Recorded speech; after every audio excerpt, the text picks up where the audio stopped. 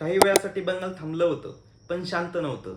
रस्त्यावर दगडफेक सुरू होती, पोलीस जखमी होत होते, 5 कंपन्यांचा फौजफाटाही उतरावा लागला होता. आणि या सगळ्याच्या मुळाशी फक्त कारण होतं वक्फ कायदा, भारताच्या संसदेने लागू केलेला कायदा. पण ममता बॅनर्जी म्हटल्या, हा कायदा आम्ही बंगालमध्ये लागू करणार नाही. संविधानात स्पष्टपणे संसदेला दिलेला हक्क, पण इथं ममता दिदींचं राज्य, इथं आमचं आम्ही बघून घेऊ हे धोरण असतं.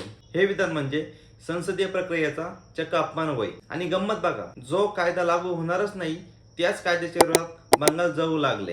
जिथं कायदा लागू होणार नाही तिथंच सगळ्यात जास्त हिंसक आंदोलने सुरू झालेत. मुर्शिदाबाद, मेनितपूर, मालदा या भागात सरळ सरळ दंगल सुरू आहे. पोलिसांना गुंड मारताय आणि खासदार युसूफ पठाण चहा पिताय. झुंडीतील नेत्यांची बोट हलताय आणि बंगाल जळतय. काय चाललंय तिथं आणि या सगळ्यांच्या मुळात काय आहे हेच आपण या व्हिडिओमध्ये जाणून घेणार आहोत.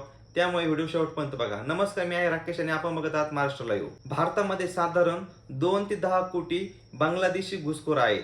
यातील बहुतेक लोक बंगालच्या मुर्शिदाबाद आणि मालदा जिल्ह्यातूनच भारतात घुसतात. इथं तर बांगलादेशींनी आधार कार्ड मिळवून देणाऱ्या फॅक्टरी पण काढल्या आहेत. इथे तर बांगलादेशींना आधार कार्ड मिळवून देणाऱ्या फॅक्टरी पण निघाल्या आहेत.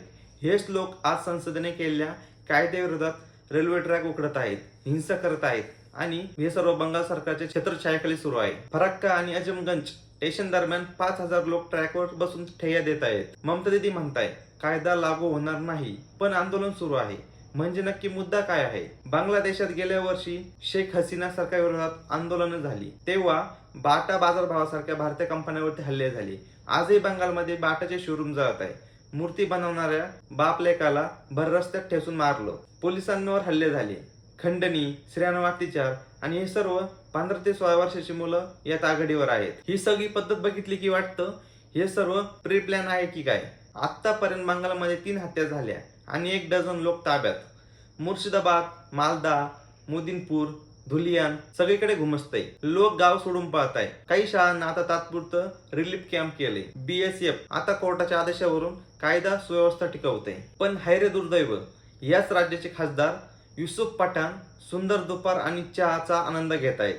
राज्य जळतंय आणि नेते किटली सोबत फोटो काढताय. धुलियान मधून आलेल्या लोकांनी सांगितलं 15 ते 16 वर्षाची पोरं स्त्रियांच्या अब्रूवर हात घालताय, गायी पेटवताय आणि प्राण्यांना जाळताय. पण प्रश्न पडतो, हे सगळं बांगलादेशमध्येच का होतंय? वक्फ कायदा संपूर्ण देशभर लागू होतो आहे तर कारण एकच, पण प्रश्न पडतो हे सगळं बंगालमध्येच का होते? वक्फ कायदा तर संपूर्ण देशभर लागू होतो आहे तर कारण एकच, बंगालमधून सर्वाधिक बांगलादेशी घुसखोरी होते आणि इथं त्यांना खुलेआम पाठिंबाही दिला जातो. हे घुसखोर फक्त बंगालमध्येच नाही तर भारतभर पसरले आहेत. आधार कार्ड, पॅन कार्ड त्यांच्याकडे उपलब्ध झाले आहेत.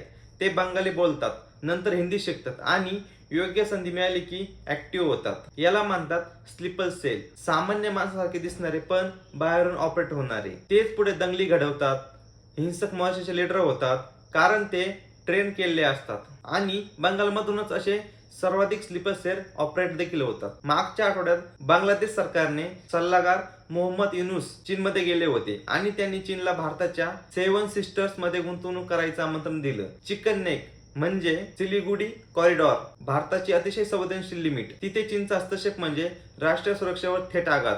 हे सगळं होत असताना ममता दीदी झोपेचं सोंग घेत आहे हे मात्र नक्की. या पार्श्वभूमीवर बंगालमध्ये राष्ट्रपती राजवट लागू करणं अत्यावश्यक झाले, कारण राज्य सरकार हिंसा थांबवण्यात साप अपयशी ठरताना दिसते. किंबहुना त्यांना इच्छाशक्तीच नाहीये की हे सर्व थांबावं. बंगालमध्ये इंटरनेट ब्लॉक आहे, त्यामुळे अनेक गोष्टी समजत नाही. जबाबदारीमुळे काही गोष्टी बोलताही येत नाही. पण एक गोष्ट ठामपणे सांगतो, बंगाल भारताला आजारी पाडण्यासाठी पुरेसा आहे बरं. आणि याचा जर वेळीच विलाज केला नाही तर भविष्यात भारताला मोठा ताप देखील येऊ शकतो. पूर्वी हे घुसखोर बांगलादेशी होते, पण शेख हसीना गेल्यापासून हे थेट पाकिस्तानी अजेंडा पुढे नेत आहेत.